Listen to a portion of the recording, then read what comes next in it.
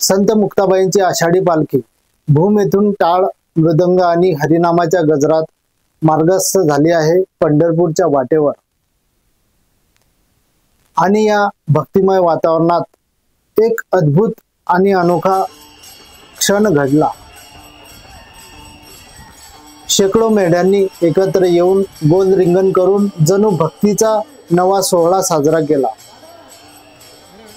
ना वाद्य ना वाणी, पण त्या मेंढ्यांचं निसर्गातून आलेलं रिंगण म्हणजेच स्वाभाविक भक्ती। मुक्ताईंच्या पालखीला साक्षात निसर्गानेच वंदन केलं। ही केवळ एक दृश्य घटना नव्हे, ती एक आध्यात्मिक अनुभूती होती। या दृश्यांनी लाखो भक्तांच्या मनात नवा ठाव घेतला। संत परंपरेच्या या सोहळ्यात निसर्ग आणि भक्तीचं हे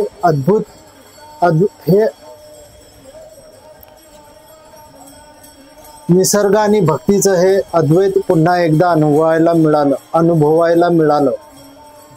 जिथे मेंढ्याही माऊली माऊली म्हणत रिंगणात सामील होतात, तिथेच खरी पंढरपूरची वाट सुरू होते। जय मुक्ताई, जय जय मुक्ताई माऊली।